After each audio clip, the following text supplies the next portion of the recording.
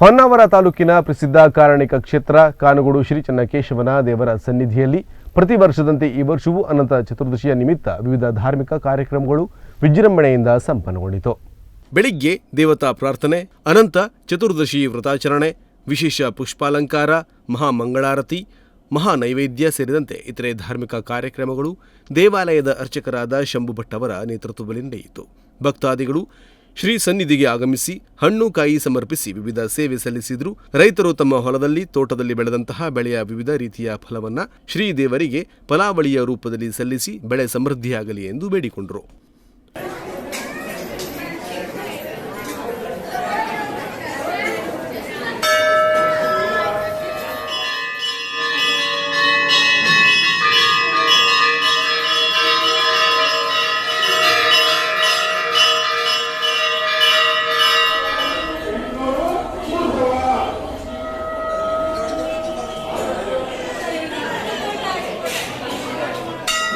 ಸಾಗರೋಪಾದಿಯಲ್ಲಿ ಹರಿದು ಬಂದ ಭಕ್ತರು ದೇವರ ದರ್ಶನ ಪಡೆದು ಸರತಿ ಸಾಲಿನಲ್ಲಿ ಬಂದು ತೀರ್ಥ ಪ್ರಸಾದ ಸ್ವೀಕರಿಸಿದರು.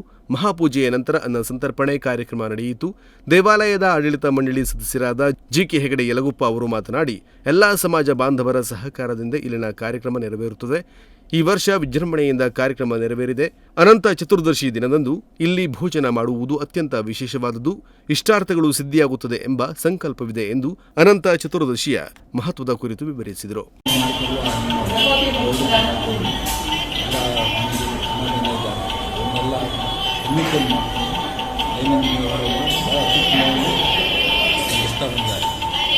ಇದು ಅನಂತ ಉತ್ಸವದು ಬಹಳ ಅತಿ ವಿಶೇಷವಾದ ನಮ್ಮ ಪೂರ್ವಜರು ನಮ್ಮ ಇಲ್ಲಿ ಯಾವುದೇ ಜನಸಂಪರ್ಕ ಇಲ್ಲಿದ್ದ ಸಂದರ್ಭದಲ್ಲೂ ಇಲ್ಲಿ ಅನಂತ ಉತ್ಸವಗಳ ನೋಟಗಳು ನಡೀತಾ ಇದೆ.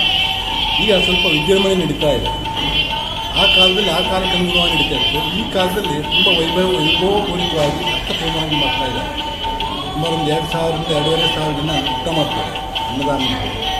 ಮತ್ತು ಇಲ್ಲಿ ವಿಶೇಷವಾಗಿ ಬೆಳಿಗ್ಗೆ ಸ್ವಲ್ಪ ಪೂಜೆ, ಆಮೇಲೆ ಅನಂತರ ಊಟ, ಪ್ರಸಾದ ವಿತರಣೆ, ಆಮೇಲೆ ತುಂಬ ಮಹಾಮಂಗಳಾರತಿ, ಉತ್ಸವಾದಿಗಳು ಏನು ಮಾಡಬೇಕು ಅದೆಲ್ಲ ಒಂದು ಕ್ರಮವನ್ನು ವರ್ಷಪ್ರತಿ ನಾವು ನಡೆಸ್ತಾ ಬಂದಿದ್ದೇವೆ.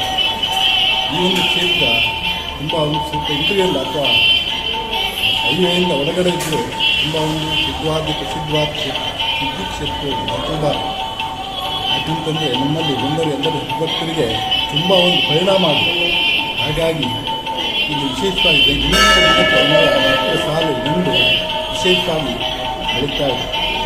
ಹಾಗಾಗಿ ಅವರೆಲ್ಲ ಕಾಮನೆಯನ್ನು ನೆರವೇರಿಸಿಕೊಳ್ಳೋಕ್ಕೋಸ್ಕರವಾಗಿ ನಮ್ಮಿಂದ ತಂದು ಎಲ್ಲ ರೀತಿಯ ಸೇವೆಯನ್ನು ಮಾಡಿ ಶ್ರೀ ಚನ್ನಕೇಶವನ ಅನುಗ್ರಹಕ್ಕೆ ಪ್ರಾಪ್ತರಾಗಿ ಅವರೆಲ್ಲ ಜೀವನವನ್ನು ತುಂಬ ಒಂದು ಸನ್ಮುಖಿಯಾಗಿ ಮಾಡ್ತಾ ಇದ್ದಾರೆ.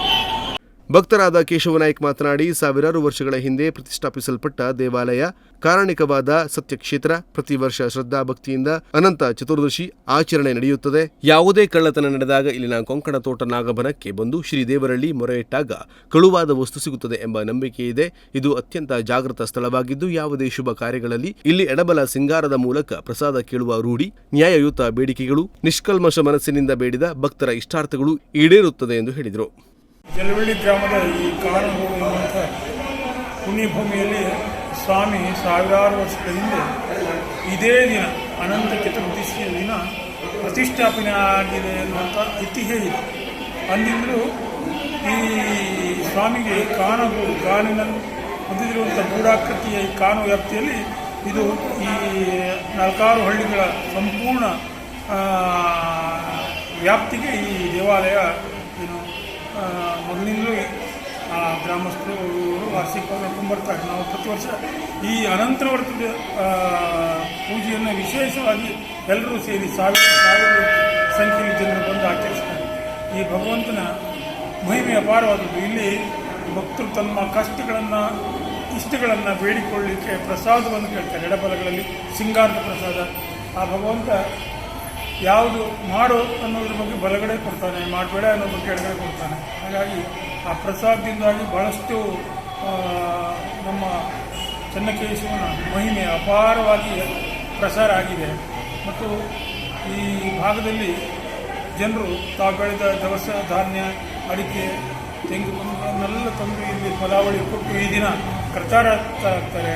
ಪ್ರಾಣಿಗಳು ಮುಟ್ಟಿದ ಅಥವಾ ಎಂಜಲು ಮಾಡಿದ ಆಹಾರವನ್ನು ಅರಿಯದೆ ಸೇವಿಸಿದರೆ ಅನಂತ ಚತುರ್ದಶಿಯಂದು ಶ್ರೀದೇವರ ಪ್ರಸಾದ ಸೇವಿಸಿದರೆ ಅದರ ದೋಷ ಪರಿಹಾರವಾಗುತ್ತದೆ ಎನ್ನುವಂತಹ ನಂಬಿಕೆ ಭಕ್ತವರ್ಗದಲ್ಲಿದೆ.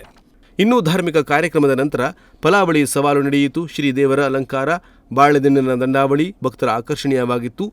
ತಾಲೂಕಿನ ವಿವಿಧೆಡೆಯಿಂದ ಭಕ್ತಾದಿಗಳು ಶ್ರೀ ಚೆನ್ನಕೇಶವನ ಸನ್ನಿಧಿಗೆ ಆಗಮಿಸಿ ದೇವರ ಕೃಪೆಗೆ ಪಾತ್ರರಾದರು. ನಾಗರಾಜ ನಾಯ್ಕ್, ನುಡಿಸಿರಿ ನ್ಯೂಸ್, ಹೊನ್ನಾವರ.